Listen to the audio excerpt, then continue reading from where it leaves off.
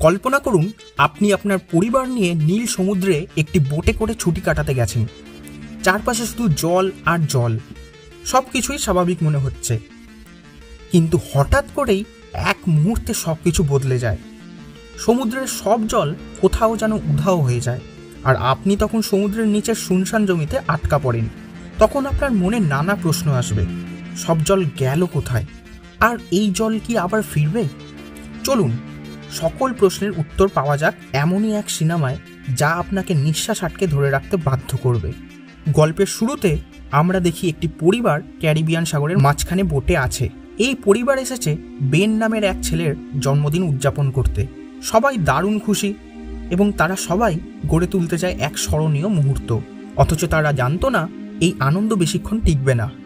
কিছু সময় সব কিছু স্বাভাবিক ছিল, সবাই সমুদ্রের দৃশ্য উপভোগ করছিল। এমনই এক সময় বেনের মা জুলিয়া সাঁতার কাটতে নেমে পড়ে। বেন আর তার বাবা টম তখন মাছ ধরায় ব্যস্ত। হঠাৎই জুলিয়া সমুদ্রে অনুভব করে যেন কোনো বিশাল কিছু তার পাশে ঘুরছে। সে চারপাশে তাকায় কিন্তু কিছুই দেখতে পায় না, কিন্তু কিছু একটা তাকে সমুদ্রের নিচে টানতে থাকে এবং বোটের সব যন্ত্রপাতিও এলোমেলোভাবে নড়াচড়া করতে শুরু করে। মনে হয় কিছু বড় ঘটনা ঘটতে চলেছে। বেন আর টম তখনও পরিস্থিতি বুঝতে পারছিল না। জুলিয়া লক্ষ্য করে তিনি অল্প সময়ের মধ্যেই দূরে চলে গিয়েছে এবং ডুবেও যাচ্ছে। সে টমকে ডাকতে থাকে, কিন্তু তারা দূরে থাকায় কেউই খেয়াল করেনি। সে তার মেয়ে ক্যাসিকে ডাকে, কিন্তু ক্যাসি তখন হেডফোনে গান শুনছিল ও সূর্যালোক উপভোগ করছিল। বেন, ক্যাসি ও টম জানতো না জুলিয়া সাঁতার কাটতে নেমেছে। জুলিয়া ধীরে ধীরে আরও দূরে চলে যাচ্ছিল। ভাগ্যক্রমে টম জুলিয়ার ক্ষীণ আওয়াজ শুনতে পায় এবং দ্রুত জুলিয়াকে বাঁচাতে ঝাঁপ দেয়। অন্যদিকে বেন ইঞ্জিন চালিয়ে তাদের কাছে এগিয়ে আসে। ভাগ্য ভালো, টম জুলিয়াকে ডুবে মারার হাত থেকে বাঁচিয়ে ফিরিয়ে আনে। এবার টম মেয়ে ক্যাসির ওপর একটু রেগে গিয়ে বলে, তুমি কেন নজর রাখলে না? ক্যাসি দুঃখ প্রকাশ করে জানায় সে হেডফোন পরেছিল। টম বলে, এখন থেকে কেউ না বলে সাঁতার কাটবে না, যদি কেউ নামে তার আগে কাউকে জানাতে হবে। সবাই তাদের রাজি হয়। রাত হতে চলেছে, তারা বেনের জন্মদিনের আয়োজন করতে শুরু করে। রাতে বার্থডে পার্টির পর ক্যাসির বয়ফ্রেন্ড ভিডিও কলে আসে। ক্যাসি জানায় তারা সবাই খুব মজা করছে, কিন্তু তার বয়ফ্রেন্ড সতর্ক করে বলে তাড়াতাড়ি ফিরে যেতে, কারণ টেলিভিশনে দেখাচ্ছে অনেক বড় কিছু ঘটতে চলেছে যা পুরো পৃথিবীর জন্য অস্বাভাবিক। ক্যাসি খেয়াল করে ভিডিও কলের ব্যাকগ্রাউন্ডে বিশাল ঝড় আসছে। এই দেখে সে চিন্তিত হয়, কারণ এখানে তারা নিরাপদ নয়। হঠাৎই কলটি বিচ্ছিন্ন হয়ে যায়। ক্যাসি মা বাবাকে সেই বিষয়টি জানায়। তারা তখন তাদের বোটের নিরাপত্তা পরীক্ষা করতে শুরু করে। তারা খেয়াল করে আশেপাশে অনেক তিমি আর শার্ক ঘুরছে, যা এই জায়গায় সচরাচর দেখা যায় না। টম একজন সামুদ্রিক গবেষক। সে বোঝে কোনো ভয়ঙ্কর ঝড় আসছে। এর মধ্যেই নৌকায় তীব্র ঝাঁকুনি লাগে। টম বোঝে কেউ নৌকার নিচের অংশে ধাক্কা দিচ্ছে। চেক করতে সে জলে নামে, দেখে বিশাল একটা ডেন্ট পড়েছে, সম্ভবত শার্কের আঘাতেই হয়েছে। সে বলে ইঞ্জিন নষ্ট হয়ে গেছে, এখন বোট আর চলবে না।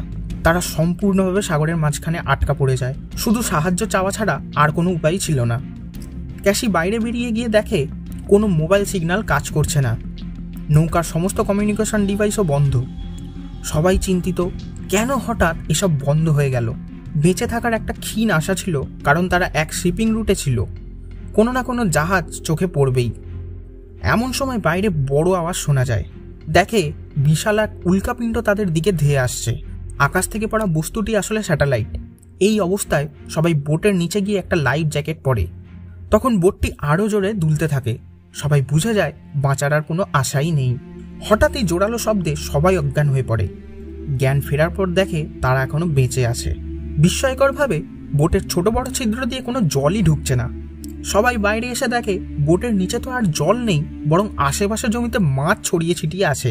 আর বোটটি আছে এক গোল পাহাড়ি এলাকায়, যেন তারা অন্য জগতে চলে এসেছে। চারিদিকের জল কোথায় যেন চলে গেছে, সমুদ্রের জায়গায় শুকনো জমি। সবাই বুঝতে পারে তারা মরুভূমিতে না, এখনো সমুদ্রের মাঝখানে। টম কম্পাস বের করে দেখে পৃথিবীর মেরু বদলেছে। নর্থ পোল বদলে গেছে সাউথ পোলের জায়গায়। পূর্বে যেখানে মানুষ বাস করত, সেখানে এখন সমুদ্রের জল চলে গেছে এবং তাদের জায়গায় এখন পর্বত ও গর্ত। সবাই চমকে যায়। টম জানায় যারা শুকনো জমিতে ছিল তারা সবাই মারা গেছে। ক্যাসি এই খবরে কষ্ট পায়, ক্যাবিনে লুকিয়ে যায়, কারণ সে বুঝতে পারে তার বয়ফ্রেন্ড আর বেঁচে নেই। এদিকে জুলিয়া খাবার সংরক্ষণ করে। বেন তার বেলুন উড়িয়ে দেয় যাতে কেউ দূর থেকে দেখতে পারে। টম রেডিওতে সাহায্যের চেষ্টা করে এবং অবাক হয় সত্যিই উত্তর আসছে। উত্তর দেয় ক্যাপ্টেন নামক এক ব্যক্তি, যে নিজেও এমন অবস্থায় সাবমেরিনে আটকা পড়ে আছে। সে জানায় 1 সপ্তাহের মধ্যে পৃথিবীর মেরু আবার স্বাভাবিক হবে, অর্থাৎ 1 সপ্তাহ পরে আবার সমুদ্রের জল তাদের পূর্বের জায়গায় ফিরে আসবে এবং তখন বিশাল বড় ঢেউ আসবে। তাই ক্যাপ্টেন পরামর্শ দেয় যত তাড়াতাড়ি সম্ভব উঁচু জায়গায় চলে যেতে। টম ক্যাপ্টেনকে অনুরোধ করে তার পরিবারকে সাবমেরিনে রাখতে। ক্যাপ্টেন জানায় মাত্র 2টো জায়গায় খালি আছে, শুধুমাত্র তার 2 সন্তানই থাকতে পারবে। টম রাজি হয়, বিনিময়ে তার বাকি খাবার সন্তানদের সাথে ওই সাবমেরিনে পাঠানোর প্রতিশ্রুতি দেয়। এরপর ক্যাপ্টেন লোকেশন দেখিয়ে দেয় এবং টম জানায় মাত্র 2 দিনে তারা সেখানে পৌঁছতে পারবে। সকালে টম দূরে মানুষের মতো কাউকে কুকুর সহ দেখতে পায়। সে তাকে জল দিয়ে সাহায্য করতে গেলে সেই লোকটি আচমকা ছুরি দিয়ে আঘাত করে টমকে হত্যা করে। কারণ সে বেঁচে থাকার জন্য খাবার খুঁজছে, তাই তাদেরকে হত্যা করে তার সব খাবার ছিনিয়ে নিতে চাইছিল। জুলিয়া দূর থেকে দেখে ফেলে, কিন্তু সে সেখানে পৌঁছাতে পৌঁছাতে অনেকটাই দেরি হয়ে গেছে। ওই লোক এবার জুলিয়ার দিকেও এগোয়। জুলিয়া ছুটে চলে যায়, ছেলে মেয়েদের ক্যাবিনে বন্ধ করে। ক্যাসিকে ফ্লেয়ার গান দিয়ে বলে সুযোগ বুঝে এটি ব্যবহার করবে। লোকটি খাবার পেয়ে খেতে থাকে। তারপর জুলিয়াকে খোঁজে, কিন্তু সে ততক্ষণে নৌকার ভিতরে ছিদ্র দিয়ে বাইরে চলে গেছে। লোকটির কুকুর তাকে দেখে ফেলে ও আক্রমণও করে। তাই জুলিয়া কুকুরটিকে মারতে বাধ্য হয় এবং নিজে আবার লুকিয়ে থাকে। লোকটি বোঝে জুলিয়া বাইরে আছে। সে নেমে ধরতে গেলে জুলিয়া আবার নৌকাতে উঠে পড়ে, কিন্তু কিছুক্ষণ পর লোকটি তাকে ধরে ফেলে ও তার উপর হামলা শুরু করে। জুলিয়া মরিয়া হয়ে প্রতিরোধ করে। ক্যাসি দেখে এটাই ফ্লেয়ার গান চালানোর সময়। সে গুলি চালায়, লোকটি দূরে ছিটকে পড়ে। তাতে খুব বেশি ক্ষতি হয় না, কিন্তু সবাই পালাতে সক্ষম হয়। নৌকায় আগুন ধরে যায়। জুলিয়া 2 সন্তানকে নিয়ে দ্রুত বেরিয়ে আসে। বেন ও ক্যাসি বাবার মৃতদেহ দেখে কান্নায় ভেঙে পড়ে। বেন নিজেকেই দোষী মনে করে। সে ভাবে, আমি যদি না বেলুন ওড়াতাম তাহলে হয়তো এই লোকটি এখানে আসতো না। জুলিয়াও স্বামীর জন্য দুঃখ প্রকাশ করে। তারা দেখে লোকটি আবার বোট থেকে বেরিয়ে আসছে। বাঁচতে হলে দ্রুত পালানো ছাড়া কোনো উপায় নেই তাদের কাছে। কিছুক্ষণ পর বোটে বিস্ফোরণ ঘটে। পাহাড়ের পেছনে তারা বিশ্রাম নেয়, কিন্তু বেন কিছুই খেতে চায় না। জুলিয়া তাকে আশ্বস্ত করে তোমার কোনো দোষ নেই। আবার সেই কিলার তাদের পিছনেই আসছে, তাই তাড়াতাড়ি সবাই পালাতে শুরু করে। দৌড়াতে দৌড়াতে সবাই ক্লান্ত হয়ে পড়ে। বারবার পেছনে তাকিয়ে দেখে কিলার এখনও তাদের পেছনে। অ্যাসিড জল পার হওয়ার পর বেন ডিহাইড্রেট হয়ে পড়ে। শেষ জলের ফোঁটাগুলো তাকে দেওয়া হয়, তাতেও তৃষ্ণা মেটে না। ক্যাসি মনোবল হারিয়ে বলে সামনে সাবমেরিন আদৌ আছে তো? জুলিয়া বলে চুপ করো, এসো, আমি কিছু একটা বের করবই। আবার তারা হাঁটা শুরু করে। সামনে দেখতে পায় বছরখানেক আগে সমুদ্রে ভেঙে পড়া এক বিমান। ওখানে গিয়েই তারা লুকায়। রাতে ক্যাসি যখন বাইরে ছিল তখন কিলার তার পেছনে চুপি চুপি চলে আসে, কিন্তু কিলার আক্রমণ করতে গেলে জুলিয়া তাকে পাল্টা আক্রমণ করে এবং সে তার সব রাগ বার করে দিয়ে কিলারকে হত্যা করে। অবশেষে তারা নিশ্চিন্ত হয়ে কয়েক ঘন্টা ঘুমায়। সকালে উঠে দেখে কিলারের মৃতদেহ ছিন্ন ভিন্ন, কোনো জীব কেটে কেটে খেয়েছে। তারা বুঝতে পারে আশেপাশে অনেক বিপজ্জনক প্রাণী আছে, তাই তারা দ্রুত সাবমেরিনের দিকে এগোয়। জুলিয়া ম্যাপ দেখে, বেন জল খোঁজে। দূরে একটি জলাশয়ে দেখেই সে জল খেতে লেগে যায়। জুলিয়া নিষেধ করেছিল সেটা বিষাক্ত জল হতে পারে, কিন্তু তৃষ্ণায় সে আর কোনো কথাই শোনেনি। জুলিয়া দৌড়ে এসে বাধা দেয়, কিন্তু বেন ইতিমধ্যে অনেকটাই পান করে ফেলেছে।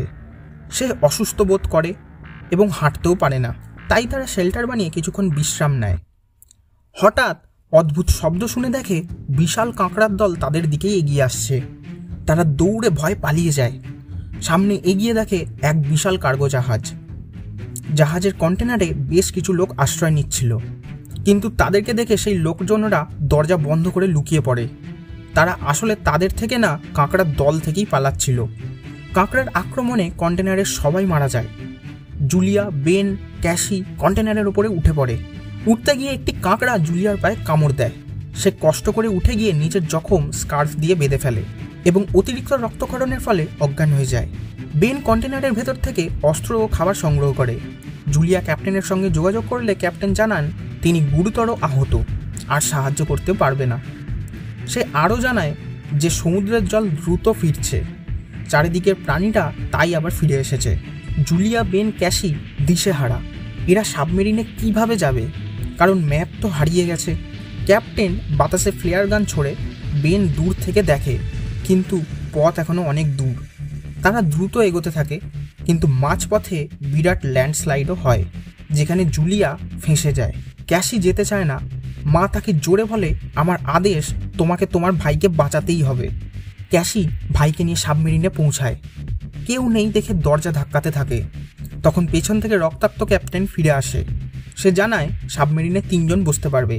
তার যেহেতু বেঁচে থাকার কোনো আশাই নেই, তাই ক্যাসি ও তার ভাইকে সাবমেরিনে বসার আদেশ দেয়। কিন্তু ক্যাসি ভেতরে না গিয়ে তার মাকে নিতে দৌড়ে যায়। আবার কাঁকড়ার দল ফিরে আসে।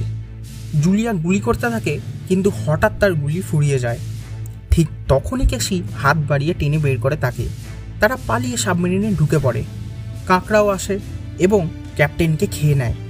তখনই 100 মিটার উঁচু মহাপ্রলয়ঙ্কারী ঢেউ এসে তাদের ধাক্কা দেয়। তারা সকলেই অজ্ঞান হয়ে পড়ে। জ্ঞান ফিরে দেখে সাবমেরিনটা আর জলে নেই, মহানগরে পৌঁছে গেছে, কিন্তু সেখানে সব ধ্বংস হয়ে আছে। দেখে বোঝা যায় পৃথিবী থেকে মানুষের বিলুপ্তি ঘটেছে। এই দৃশ্য দেখেই সিনেমার সমাপ্তি ঘটে। ভিডিওটি ভালো লাগলে চ্যানেলটি সাবস্ক্রাইব করে দেবেন ও লাইক করে পাশে থাকবেন। দেখা হবে পরের ভিডিওতে।